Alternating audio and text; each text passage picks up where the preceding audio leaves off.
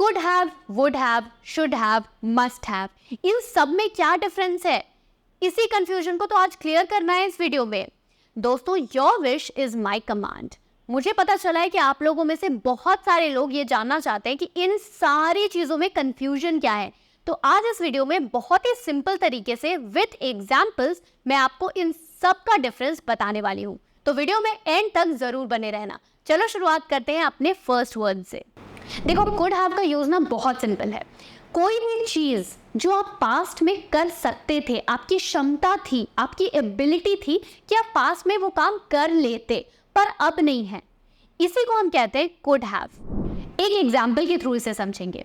She could have passed the exam if she had studied harder. मतलब क्या हुआ कि वो एग्जाम में पास हो सकती थी, लेकिन किस कंडीशन पे हो सकती थी? अगर वो ज्यादा मेहनत करके पढ़ाई करती। तो यहाँ पे हम एक लड़की की एबिलिटी की बात कर रहे हैं कि वो उसके अंदर क्षमता थी कि वो पास हो सकती थी, लेकिन वो पास हुई नहीं। क्यों नहीं हुई? क्योंकि उसने मेहनत करके पढ़ाई नहीं की। बस इसी तरह से हमें कुड हैव से जुड़े सेंटेंसेस बनाने हैं। दूसरा एग्जाम्पल देखते हैं। We could have caught the train if we had left home earlier. तो हम ट्रेन कब पकड़ सकते थे? अगर हम घर से जल्दी निकले होते। तो यहाँ पे हमारी क्षमता थी, हमारी एबिलिटी थी कि हम जल्दी ट्रेन पकड़ सकते थे, लेकिन अब ट्रेन छूट गई।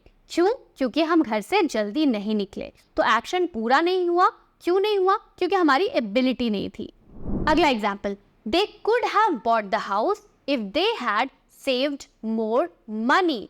अगर उन्होंने ज्यादा पैसे बचाए होते तो वो घर खरीद सकते थे। उनके अंदर एबिलिटी थी कि वो घर खरीद लेते, लेकिन नहीं खरीद पाए। क्यों? क्योंकि उन्होंने ज्यादा पैसे नहीं सेव किए। You could have helped him with the project if you had been available. अगर तुम अवेलेबल होते तब तुम उसकी प्रोजेक्ट में मदद कर सकते थे। अब तुम्हारा फेलियर है कि तुम उसे मदद नहीं कर पाए अपने प्रोजेक्ट में, क्योंकि तुम अवेलेबल नहीं थे।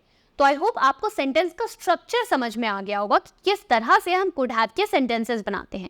एक लास्ट एग्जाम्पल देखते हैं। I could have finished the book if I had more time.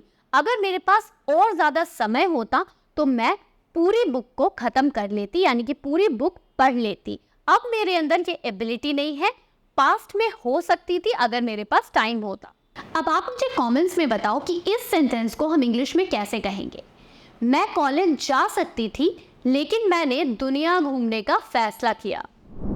अब बारी है वुड हैव की। दोस्तों, वुड हैव का यूज हम तब करते हैं जब एक सिचुएशन इमेजिनरी हो, यानी कि आपने सोचा हो, आपने कल्पना किया हो कि ऐसी जिंदगी होगी या ऐसा होता तो आप क्या करते। वो सिचुएशन रियल नहीं है, आपकी इमेजिनेशन है। आप दिमाग में सोच रहे हो कि काश ऐसा होता, पर ऐसा है नहीं। सेंटेंस के थ्रू इसे धीरे धीरे समझेंगे। पहला, I would have gone to the party if I had known about it earlier.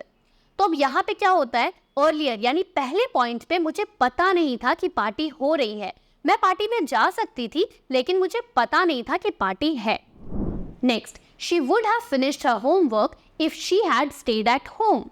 अब यहाँ पे मेरी इमेजिनेशन है कि अगर वो घर पे इस टाइम पे रहती तो उसने अपना होमवर्क पूरा कर लिया होता। ये मेरी इमेजिनेशन है, ऐसा हुआ नहीं है। We would have won the game if the referee hadn't made the bad call. अब यहाँ पे मैं ये कह रही हूँ कि रेफरी ने अगर एक बैड कॉल नहीं लिया होता तो हम गेम जीत जाते। अब हम गेम जीत भी सकते थे, नहीं भी जीत सकते थे, लेकिन मेरी इमेजिनेशन में ये चीज़ है कि हम गेम जीत जाते, लेकिन रेफरी के कॉल की वजह से हम गेम नहीं जीत पाए। They would have arrived on time if the train hadn't been delayed. तो अगर ट्रेन डिले नहीं होती तो वो टाइम पर पहुंच जाते। You would have enjoyed the movie if you had watched it with us. अगर तुम हमारे साथ मूवी देखती तो उस मूवी को जरूर एंजॉय करती। अब वो एंजॉय करती या नहीं करती ये मुझे नहीं पता, लेकिन ये इमेजिनरी सिचुएशन है, तो हम would have का यूज करेंगे कि ऐसा जरूर होता अगर वो हमारे साथ मूवी देखती। अगर आप बिल्कुल बेसिक से लेकर एडवांस लेवल तक इंग्लिश सीखना चाहते हैं, वो भी एक्सपर्ट मेंटोर्स की गाइडेंस में, तो डिस्क्रिप्शन में दिए गए लिंक को क्लिक करो। और अगर आपको इंग्लिश से रिलेटेड कोई भी डाउट है तो आप सिंपली हमें कमेंट सेक्शन में पूछ सकते हो, ताकि हमारे एक्सपर्ट ट्रेनर्स आपको गाइड कर सके। अब बारी है शुड हैव की। शुड हैव का यूज हम कई तरीके से करते हैं। पहला है पास्ट ऑब्लिगेशन बताने के लिए, यानी कि पास्ट में उसका ये कर्तव्य होता, उसे ये करना चाहिए था पास्ट में, ये बताने के लिए हम शुड हैव का यूज करते हैं। शुड हैव का दूसरा यूज होता है एक्सपेक्टेशन बताने के लिए, यानी कि मेरी तुमसे क्या उम्मीद है ये बताने के लिए। और शुड हैव का एक और यूज है रिकमेंडेशन के लिए, यानी कि आप किसी को रेकमेंड कर रहे हो कि तुम्हें ये चीज जरूर ट्राई करनी चाहिए, या किसी से सिफारिश कर रहे हो। एग्जाम्पल्स के थ्रू समझेंगे। I should have called you before coming over. मुझे यहाँ आने से पहले तुम्हें कॉल करना चाहिए था। तो यहाँ पे मैं अपनी ड्यूटी बता रही हूँ, अपनी कर्तव्य बता रही हूँ कि मुझे ऐसा करना चाहिए था लेकिन मैंने नहीं किया। They should have finished their homework by now. उन्होंने अब तक अपना होमवर्क पूरा कर लिया होगा, यानी कि ये मेरी एक्सपेक्टेशन है कि उन्होंने ऐसा कर लिया होगा, मेरी उम्मीद है। She should have listen to her doctor's advice. उसे अपने डॉक्टर की सलाह माननी चाहिए थी। अगेन ये मेरी एक्सपेक्टेशन है कि उसे ऐसा करना चाहिए था। We should have arrived at the meeting on time. हमें समय पर मीटिंग पर पहुंचना चाहिए था, लेकिन हम पहुंचे नहीं, तो ये है एक पास्ट ऑब्लिगेशन, ऐसा होना चाहिए था। You should have apologized for your mistake. अपनी गलती के लिए तुम्हें माफी मांगनी चाहिए थी। अगेन पास्ट में ऐसा करना चाहिए था पर ऐसा हुआ नहीं। दोस्तों अब बारी है मस्ट हैव की। मस्ट हैव का यूज हम तब करते हैं जब हमें ये बताना होता है कि पास्ट में किसी चीज के होने की संभावना बहुत स्ट्रॉन्ग थी, काफी ज्यादा थी। Example, he must have forgotten about the meeting, यानी कि वो मीटिंग के बारे में पक्का भूल गया होगा। मैं बहुत ही स्ट्रॉन्ग ओपिनियन रखती हूँ, ये चीज होने की संभावना है कि वो मीटिंग के बारे में भूल गया होगा।